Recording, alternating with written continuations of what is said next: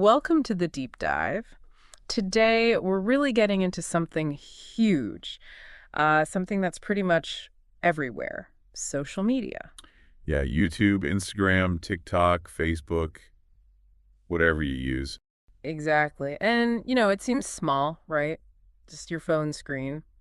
But it's not small in terms of its effect. Hmm. What we're seeing from the research is that it's having this really big, measurable impact inside our minds physiologically.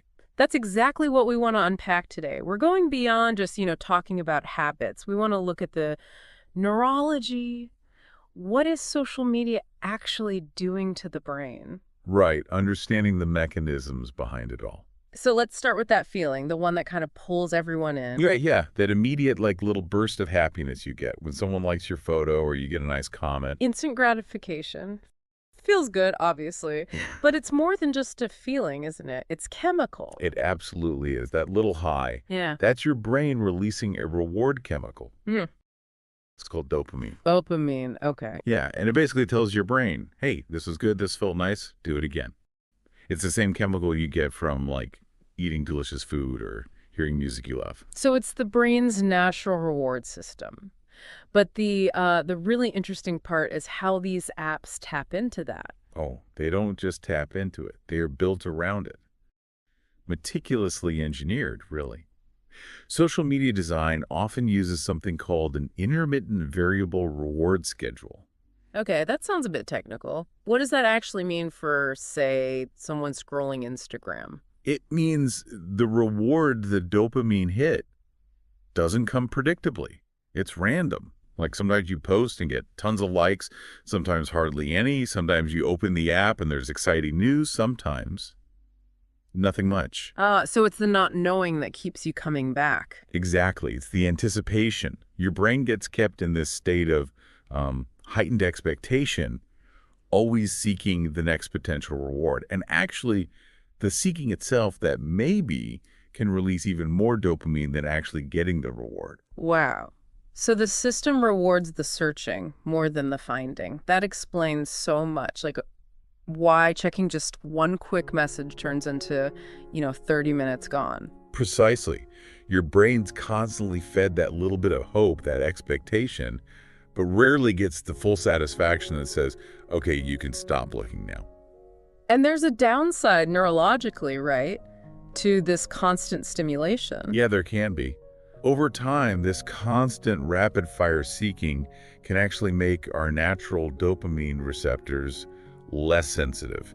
Sort of like tolerance builds up. You might need bigger, faster hits just to feel normal baseline okayness. Which leads perfectly into that feeling of lost time. We've all been there. Oh yeah, you think I'll just check for 5 minutes. And suddenly an hour has vanished. Boof. And a big part of that is a design feature called the infinite scroll. Think about it. With a book or a magazine, you reach the end, there's a physical stop. Right. Closure. But on these platforms, there's always more content waiting. It just keeps loading. So your brain never gets that signal to, stop seeking. The source material had a great analogy for this, comparing it to eating chips. That's so relatable, isn't it? Totally. Just one more. It feels good for a second, satisfies an urge, but then you realize you've overdone it, wasted time, maybe even feel a bit. And the algorithms make it worse because they get so good at feeding you exactly the chip you find tastiest. The next video, the next post, it's tailored to keep you hooked. So it's not just lost time, there's an emotional cost too, right? Especially when we start comparing ourselves. Huge emotional cost. You see someone's amazing vacation pics or their perfect-looking family or some big achievement. And instantly that little voice starts up. Jealousy, maybe sadness, or just feeling not good enough. That social comparison, it's a totally natural human thing. We're wired to see how we stack up against others in our group. But the problem online is the comparison is distorted. Distorted how? Because we're comparing our whole messy, real life, the good, the bad, the boring, to what the researchers call the highlight reel.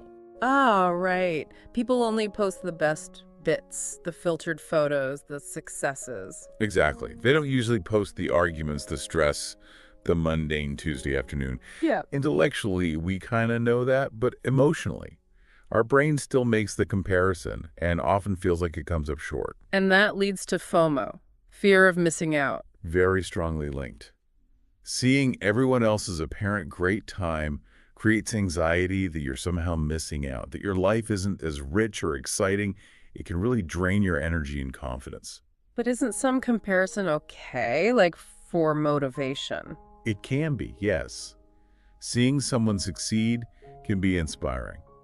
The danger zone is when it triggers that feeling of being fundamentally flawed or deficient rather than motivated.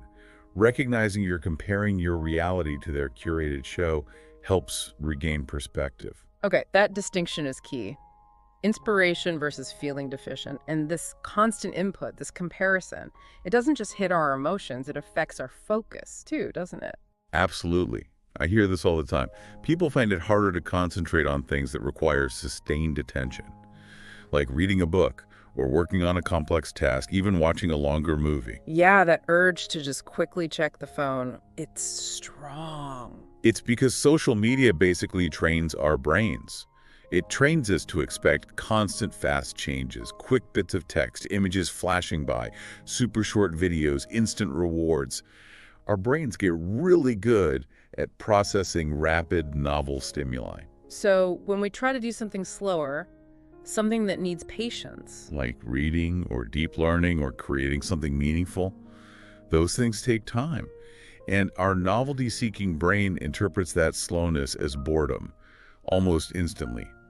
It wants the next hit, the next change. It's like our brain forgets how to just stay still and focus. In a way, yes. Constantly jumping between tiny snippets of information weakens our ability for sustained attention, what psychologists call executive function. That's vital for planning, focus, remembering things long term. The constant switching means we don't often get into that deep thinking zone. It's like eating candy all day and then wondering why vegetables taste bland. That's a perfect analogy. Yeah. And speaking of things that disrupt our well-being, let's talk sleep. That habit so many have, scrolling right before bed. Guilty. It's the double whammy, really. Two major problems. First, the physical light from the screen. The blue light. Exactly. That specific wavelength tells your brain, loud and clear, it's daytime, stay awake. It actually suppresses the release of melatonin. Melatonin, the sleep hormone. Right, so it messes with your natural body clock, your circadian rhythm, making it harder to fall into that deep restorative sleep. Okay, that's impact one. What's the second? The second is mental activation. It's not just the light, it's the content. You're seeing news, maybe arguments, funny videos, messages. Stuff that gets your brain buzzing. Precisely. Keeps your mind active, thinking, processing. What was that about? Oh, I should reply to that. What's happening next? Your brain is basically running a mental race right up until you try to sleep. So even if you get, say, 8 hours, you wake up feeling tired? Often, yes. Because the quality of sleep was likely poor. Your brain didn't get to fully rest and repair. The sources had a really simple tip for this, though. Super simple, but effective. Put the phone away, like physically away, maybe out of reach, at least 30 minutes before you intend to sleep. And replace scrolling with something else. Yeah, something calming. Listen to some quiet music, a gentle podcast. Maybe just lie there and relax your eyes. Let your mind wind down naturally. That intentional swap seems important. Calm instead of stimulation. It's about retraining the brain for peace before sleep. Okay, so we've covered a lot of the challenges. The dopamine loops, lost time, comparison, fractured attention, sleep issues. It sounds pretty negative. It can be, but we absolutely have to stress. Social media isn't inherently bad. It's a tool, a very powerful tool. And like any tool, it depends how you use it. Exactly. The sources were quite clear on the positive uses, too. When used intentionally, it can be amazing for learning new things, for example. Finding communities, too, people with shared niche interests connecting from all over the world. That sense of belonging can be incredibly positive, releasing oxytocin, which actually counteracts stress. Think about staying connected with family far away, learning languages. Sharing creativity, even starting small businesses. There's a lot of good potential. The real difference comes down to how we engage. Are we using it actively to learn, connect meaningfully, create? That engages higher brain functions. That's positive. Versus passively scrolling just for that quick hit of something. Right. That passive consumption for quick pleasure is what tends to trigger the negative loops, leaving the brain feeling kind of tired and restless. It's all about your intention. So for someone listening who wants to find a healthier balance, what are the concrete steps? How do we use the tool without it using us? The sources offered some really practical small steps that can make a big difference. 5 key tips. Okay, let's hear them. First, set small, achievable time limits. Doesn't have to be drastic. Maybe decide on 30 minutes, then take a real break. Use a timer if it helps. Good one. Number 2. Turn off most notifications, especially the non-essential ones. Don't let your phone constantly demand your attention. You decide when to check in. Right, take back control. What's 3? Create no phone times or zones. Maybe no phones at the dinner table or during family time, and definitely stick to that 30-minute rule before bed. Makes sense. Number 4. Use it with purpose. This is crucial. Before you open that app, just pause for a second. Ask yourself, why am I opening this right now? What do I actually want to do or find? And if the answer is just, I'm bored or to kill time, Then pivot immediately to tip number 5. Replace passive scrolling with a real-world activity. like what? Anything. Go outside for a walk, even just for 5 minutes. Talk to a friend, ideally face-to-face or on the phone. Cook something. Read a physical book or magazine. Stretch. Do a puzzle. Anything that engages your mind or body differently. So consciously choosing a different, more grounding activity. Exactly. These things provide a different kind of satisfaction, something more real than just that fleeting dopamine anticipation.